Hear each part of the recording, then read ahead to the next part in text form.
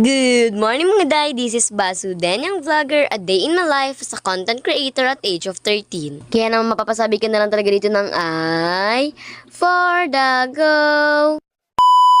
Yung araw ay napakasaya nga ng gising ko pero hindi halata sa mukha ko. Char. Very unexpected kasi talaga tong araw na to. Paano ba naman inaasahan ko na bukas pa nga ang sahod ng ate mo. Kaya naman ayan nga't napasayaw ako. Paano ba naman ngayon na nga ang sahod natin? Yung sahod lang naman talaga yung iniintay ko para makabili ako ng school supplies. Kaya naman get ready with me. Paano ba naman bibili na nga tayo ng school supplies? Nung malaman nga namin na may sahod na nga kami, hindi na nga talaga kami nagpaligoy-ligoy pa. Kaya naman magsimula na nga tayo at pag-get ready with me na nga kami. Paano ba naman napaka-excited ko nga talaga for today's video. Sabi, napakalapit na ng pasukan, July 29. Tapos ngayon pala ako bibili ng school supply. Pero syempre, kahit na ganoon din ako magrereklamo gawa ng blessings na nga talaga makabili tayo ng school supply. Ang ganito nga naman talagang may sahod na ay mapapathank you na lang talaga dyan mga content creator. Relate na relate tayo dyan. Araw nga talaga ng sahod ang laging hinihintay ng mga content creator. Alam na alam ko yan gawa ng ganyan din naman nga kami ni ma'am.